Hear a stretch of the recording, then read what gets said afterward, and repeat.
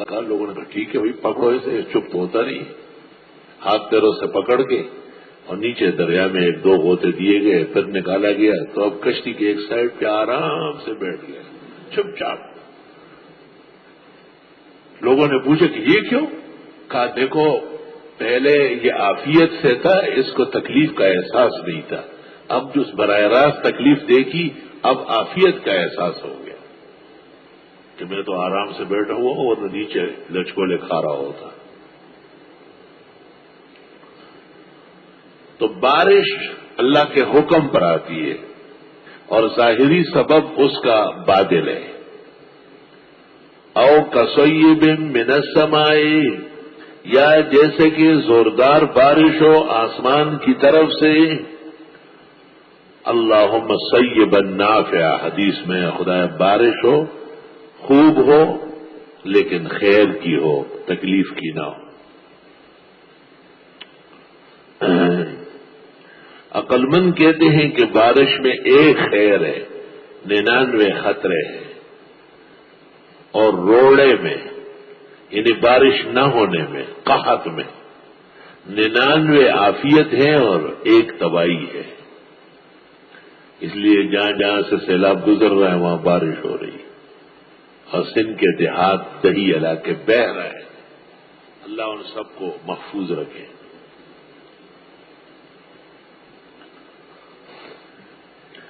سیب جسے اردو میں کہتے ہیں موسلادھار، اور پشتو میں کہتے ہیں پشیبو شبو باران، درون باران، موڑ باران، پشیبو شبو باران۔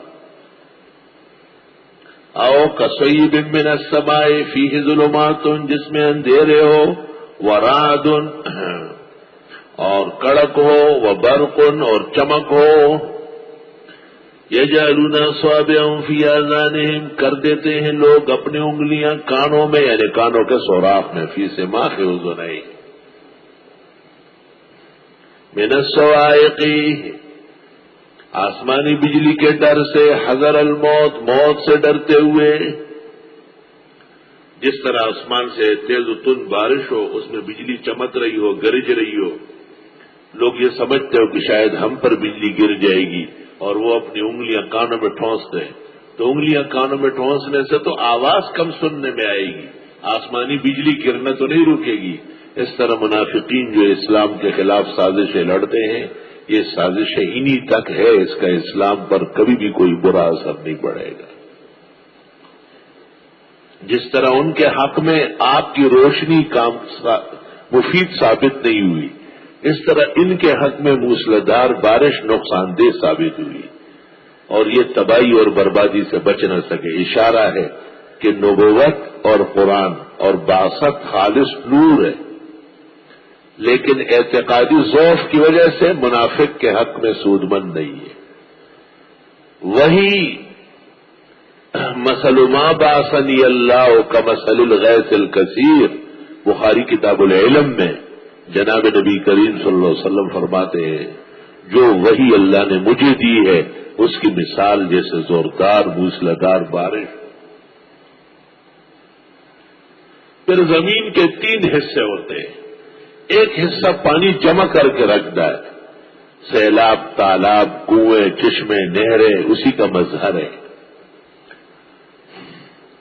اور ایک حصہ پانی جذب کر لیتا ہے، پھر پانی نظر نہیں آتا، شگو فگاؤ شگو فست گاؤ خوشیدہ، درخت گاؤ برہ نست گاؤ پوشیدہ، قسم قسم کے ہرے بھرے کھیت، لہلہاتی ہوئی کھیتیاں، پھولوں اور پھلوں سے لدے ہوئے باغ، ہرے بھرے ٹہنیوں سے آراستہ درخت، گھنے پتوں کے چھاؤ اور پھل اور پھول سے لدے ہوئے بہترین ذل ذلیل پر مشتمل اشجار مثمرہ یہ نظر آتے ہیں۔ اور زمین کا ایک حصہ وہ ہے جو نہ تو پانی جمع کرتا ہے اور نہ فصل اگاتا ہے۔ کہتے فصلیں اگانا یہ اجتہاد و تفقع ہے، پانی جمع رکھنا یہ مفسرین و محدثین ہیں جو روایات کے محافظ ہیں۔ اور نہ وہ نہ یہ غیر مقلد ہے، خالص شرارت کے لیے، شیطانی کاموں کے لیے، نہ ان کے ہیں نہ ان کے ہیں، لا الہ ہؤلاء ولا الہ ہؤلاء مذبذبین بین ذلک۔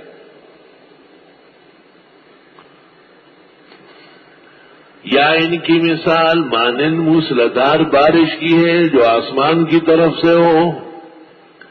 میری نظر سے تو نہیں گزرا لیکن اساتذہ سے سنا ہے کہ کسی زمانے میں بغیر بادلوں کے بارش آتی تھی، تو اس زمانے کے پیغمبر نے اللہ کے حضور فریاد کی کہ ہم کھیت میں ہوتے ہیں، بھیڑ بکریاں ساتھ ہوتی ہے، چھوٹے چھوٹے بچے راستے میں ہوتے ہیں، اور بدروز دروز بارش شروع، کوئی علامت کوئی نشانی کہ ہم بھاگے تو صحیح، تو حق تعالیٰ نے بادل نمودار فرمائے، اور لوگ کہتے ہیں کہ جب یہ کالے ہوں تو نہیں برستے ہیں، لیکن جب سفید ہو جاتا ہے، پانی بھی سفید ہے، تو برسنا شروع ہوتے ہیں۔ نصیحت نہ یہ بھول جانا کبھی، اور گرجتے ہیں جو وہ برستے نہیں۔ اور پشتوں میں کہتے ہیں وہ اسپنی ورول کبھی اور تورے یرول کبھی، سیاہ بادل خوف دلانے کے لیے اور سفید بادل برسنے کے لیے، وہ اسپنی ورول کبھی اور تورے یرول کبھی۔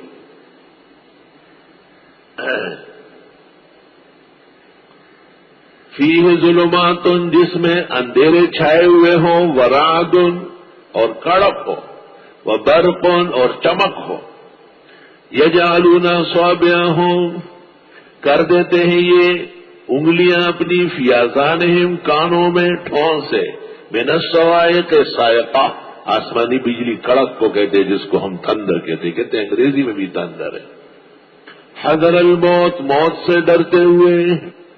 مفسرین نے یہاں بجلی کی کڑک کی بڑی باتیں لکھی ہے، یہ عجیب و غریب ہے، ایک سوہاگے کی طرح نکلتا ہے، پالا چون ہوا، پالا جو ہل میں لگا ہوتا ہے اسی طرح اس کا منہ ہوتا ہے، اور عموماً ہر درخت پر گرتا ہے، اور جو آدمی جس کے اوپر آتا ہے تو کبھی سر سے پاؤں تک چمڑا اتار کر سامنے درخت کو چڑھا دیتے ہیں، اور کبھی بالکل جھلسا کے رکھ لیتا ہے، راک ہو جاتا ہے، کبھی ایک ٹک نہیں ہوتا، نشان نہیں ہوتا، وہ جان نکلی ہوتی۔ یہ مختلف الحال ہے، متنوع۔ واللہ محیط بالکافرین، دیہاتوں کے اندر جب آسمان کی بجلی چمکتی ہو، گرجتی ہو، تو لوگ درختوں کے سامنے سے بھاگتے ہیں،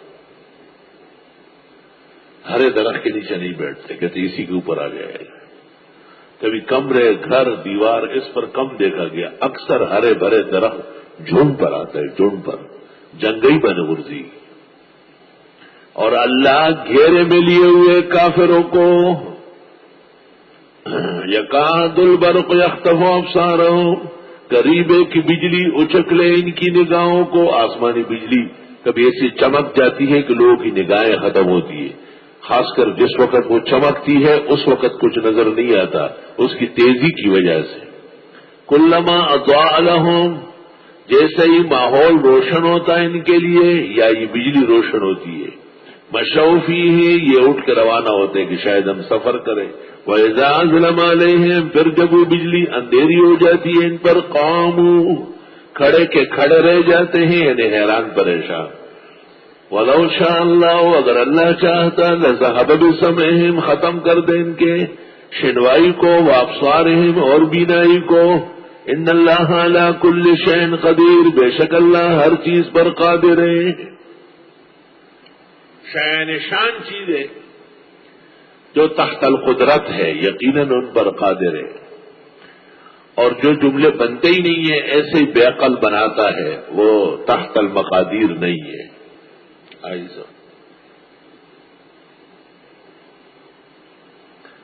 چنانچہ امتناع نظیر اور امکان کذب وغیرہ کے مسائل پیدا ہوئے جو ہمارے اور فریق مخالف کے درمیان شاہ اسماعیل کے عہد سے اور حضرت نانوتوی کے عہد سے اختلافی ہے۔ مثلا یہ کہ رب العزت کو یہ قدرت ہے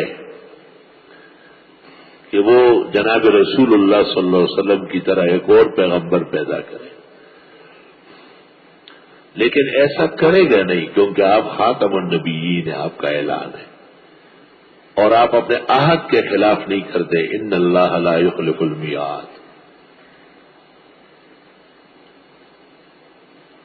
وہ اس کو ممتنع بالذات کہتے ہیں، اور علماء دیوبند اور دہلی اس کو ممتنع بالغیر کہتے ہیں۔ اور مشہور مسئلہ ہے، طرفین سے کتابیں آئی ہیں۔ اہل حق طلباء شیخ الہند شیخ العالم مولانا محمود الحسن کی کتاب جہد المقل فی المعز والمذل مطالعہ فرمائیں۔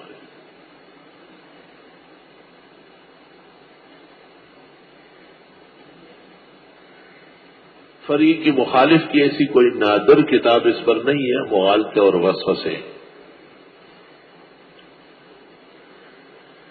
ایک شاعر تھا، اس کو شہیدی شہیدی کہتے تھے، بدعتی تھا۔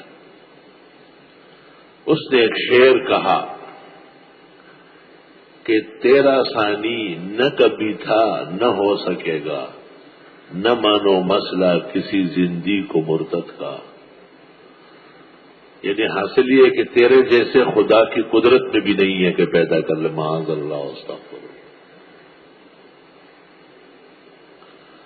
فقیہ الہند اور ولی الہند محدث زمانہ حضرت اقدس مولانا رشید احمد صاحب گنگوئی رحمت اللہ علیہ نے 2-3 دفعہ کہا کہ یار شہیدی صاحب کے شعر سے طبیعت بہت ناساز ہے، سر میں درد ہو رہا ہے، ہمیں اور ہمارے بزرگوں کو کیسے کوسا ہے۔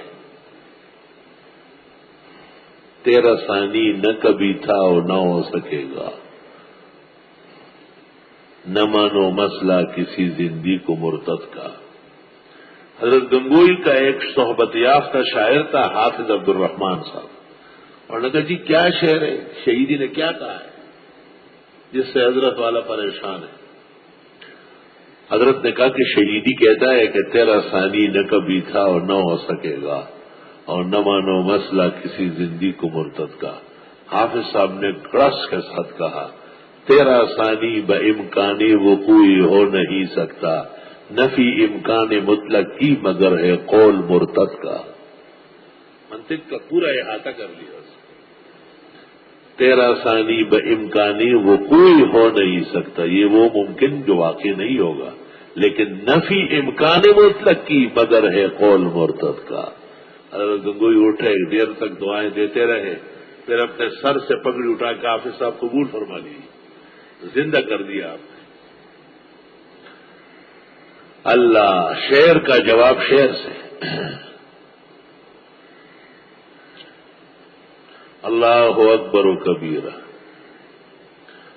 ان اللہ علی کل شیء قدیر، بے شک اللہ ہر چیز پر قادر ہے۔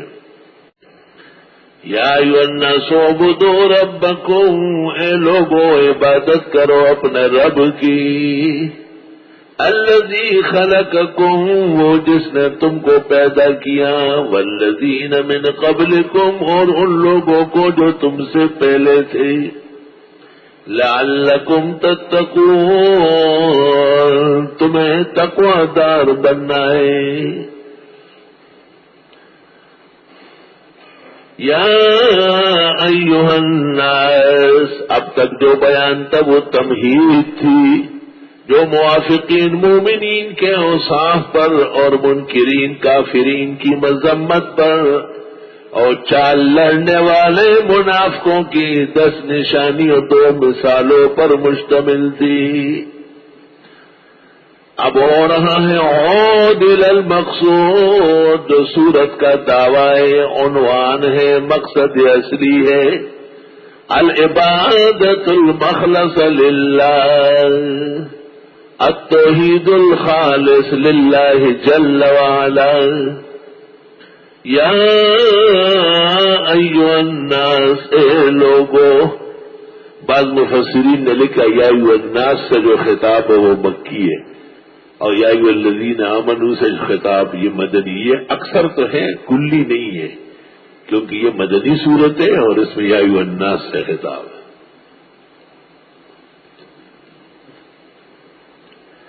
اللہ اکبر. سورہ فاتحہ میں علی العموم اسماء عشرت ہے اور ایمان و ہدایت کی دعا تھی اور وہ انعام یافتگان کا بیان تھا اور ناپسندیدہ لوگوں کی مذمت تھی. یا اس میں تفصیل کر دی گئی. وہاں عبادت کا تذکرہ ایاک نعبد و ایاک نستعین کے ساتھ تھا اور یہاں یا ایھا الناس لوگوں اعبدوا ربکم. یاد رکھو قرآن کریم میں جہاں کہیں عبادت کا لفظ آتا ہے اس کی اصح تفسیر توحید کے ساتھ ہے. جو مفسر رسیدہ ہے وہ اس کو جلدی پکڑ لیتا ہے. چنانچہ غرناطی نے البحر المحیط میں، قرطبی نے احکام میں اور رازی نے کبیر میں، نصفی نے اکلیل میں اور خطیب شیربینی نے السراج المنیر میں اور دیگر اہم مہم حضرات تفسیر نے یہاں لکھا ہے یا ایھا الناس اعبدوا اے واحدوا، اعبدوا واحدوا، اے لوگوں عبادت کرو اپنے رب کی. الحمدللہ رب العالمین. الحمدللہ کا تقاضا کیا ہے؟ یا ایھا الناس اعبدوا رب العالمین. دیا فرمایا ربکم، سورت کو سورت سے، مضمون کو مضمون سے ملا لیا. الذی خلقکم، وہ رب جس نے تم کو پیدا کیا. والذین من قبلکم، یہ بیان قدرتوں کا ہے جس کو دلائل آفاقیہ اور انفسیہ کہتے ہیں. لعلکم تتقون، تمہیں چاہیے کہ شرک سے بچو. الذی، وہ اللہ، جعل لکم الارض فراشا، جس نے کر دی تمہارے لیے زمین بچونا. والسماء بناء، اور آسمان کو چھت. وانزل من السماء ماء، اور اتارا آسمان کی طرف سے پانی. فاخرج به من الثمرات رزقا لکم، بس نکال دیتا ہے اس کے ذریعے پھلوں میں سے روزی تمہارے لیے. فلا تجعلوا للہ اندادا، پس مت بناؤ اللہ کے ساتھ شریک. وانتم تعلمون، اور تم جانتے ہو. وہاں الوہیت کا تعارف اور پیرائے میں تھا اور یہاں الوہیت کا تعارف دلائل ظاہرہ باہرہ کے ساتھ فرمائی. وہاں فرمایا اللہ رب العالمین ہے، قیامت کے دن کا مالک ہے، وہی معبود ہے، وہی مستعان ہے، وہی منعم ہے، وہی ہادی ہے. یہاں فرمایا الذی خلقکم، جس نے تم کو پیدا کیا تمہارا خالق ہے. الذی انزل، وہ جو آسمان سے بارش برساتے ہیں. الذی اخرج، وہ جو زمین سے فصلیں اور اناج پھل اور پھول اگالتا ہے. اوہو، علماء کہتے ہیں جعلا، خلقا، انزلا اور اخرجا، یہ دلائل قدرت کا بیان ہے. طلبہ ایک نقطہ یاد رکھے، والذین من قبلکم کہا اور والذین من بعدکم نہیں کہا. وجہ اس کی یہ کہ جو ہم سے پہلے ہیں ان میں سے پوچھے گئے، جو ہمارے بعد آتے ہیں ان کو کوئی نہیں پوچھ گا، اس لیے ان کا تذکرہ نہیں کیا گیا. فلا تجعلوا للہ اندادا، پس مت بناؤ اللہ کے لیے اور شریک. انداز جمع ند، جیسے ازداد جمع ضد. دو قسم کے عناصر ہیں. کچھ خدا کے پیارے جیسے نبی اور ولی، ان کی عام طور پر عبادت کی گئی ہے، جیسے عزیر علیہ السلام، عیسیٰ مسیح، ملائک. تو فرمایا کہ اللہ کے لیے اللہ کے اپنوں کو بھی شریک نہ بناؤ. دوسرے عناصر جیسے ابلیس، جیسے نمرود، حامان، قارون، فرعون، شیطان، یہ ازداد ہے اور یہ اپنے یہ انداد ہے، نہ اپنے اور نہ پرائے کسی کو بھی شریک نہ ٹھہراؤ۔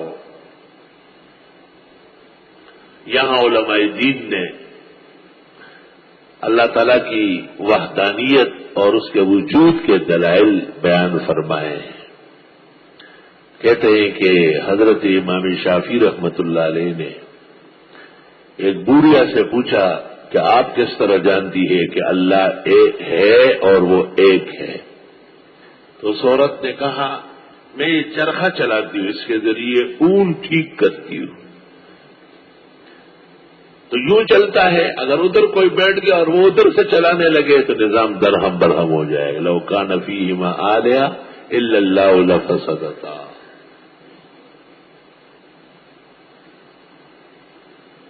اور اس خاتون نے کہا کہ میں ذرا سی مجھے اونگ آئے یا نیند آئے تو چرخہ گر جاتا ہے۔ لا تاخذہ سنۃ ولا نوم، اللہ کو نہ اونگ آتی ہے اور نہ نیند آتی ہے۔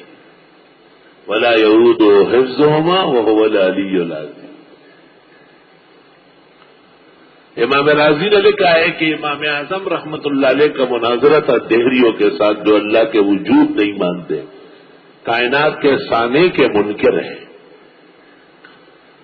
وقت مقرر ہوا تھا اور حضرت صاحب تشریف لانے والے تھے، دہریہ جمع تھے، اتفاق سے حضرت سے آنے میں دیر ہو گئی۔ جب پہنچ گئے تو دہریوں نے کہا جو وقت طے ہوا تھا حضرت نے اس کے خلاف کیا، کہ میں ٹائم پر آ چکا تھا لیکن درخت کے کنارے کھڑا تھا، کوئی کشتی یا کشتی والا نہ تھا۔ کچھ دیر بعد خود بخود درخت کٹنے لگے، ان کے دھڑوں سے اور تنوں سے لکڑیاں بننے لگی، تختے چننے لگے، آپس میں جڑنے لگے، کیل ٹھکنے لگے، اور پھر کشتی تیار ہوئی، میری طرف بڑی، میں اس میں بیٹھ گیا اور یہاں لے آیا۔ لوگ بڑے حیران ہوئے۔ آپ نے کہا کیا یہ نہیں ہو سکتا؟ انہوں نے کہا نہیں، کہ اتنی سی کشتی، اتنا سا درخت خود نہیں کٹتا، نہ تختے خود نکلتے ہیں، نہ لکڑیاں خود بنتی ہیں، نہ آپس میں جڑتے ہیں، نہ کیل ٹکتے ہیں، نہ کشتی بغیر کشتی باندھ کے روانہ ہوتی ہے، تو اتنی بڑی دنیا، آسمان و زمین، اس کا تمام نظام کیا بہترین طریقے سے چل رہا ہے، یہ بغیر اللہ تعالی کے چل رہا ہے۔ امام راضی نے تفسیر میں لکھا ہے کئی ہزار دہریے حضرت کے ہاتھ پر مشرف با اسلام ہوئے۔ اللہ اکبر۔ اور کہتے ہیں کہ امام شافعی سے منقول ہے کہ دیکھو یہ جو توت کا پتا ہے یہ بکری کھائے تو مینگنی دے، گائے اور بھینس کھائے تو گوبر دے، گدھا اور خچر کھائے تو لیٹ پھینکے، اور ریشم کا کیڑا کھائے تو ریشم نکلے۔ ایک ہی پتا ہے اور اندر جا کے تبدیل ہوتا ہے۔ یہ دلیل ہے کہ صانع و کاریگر موجود ہے۔ اور السماء ذات ابراج والارض ذات فجاج والابحر ذات امواج والسبل ذات فجاج افلا يدل ذلك على الله اللطيف الخبير ان البعرة لتدل على البعير وان آثار الاقدام لتدل على المسير۔ مینگنی سے اونٹ کا پتہ چلتا ہے،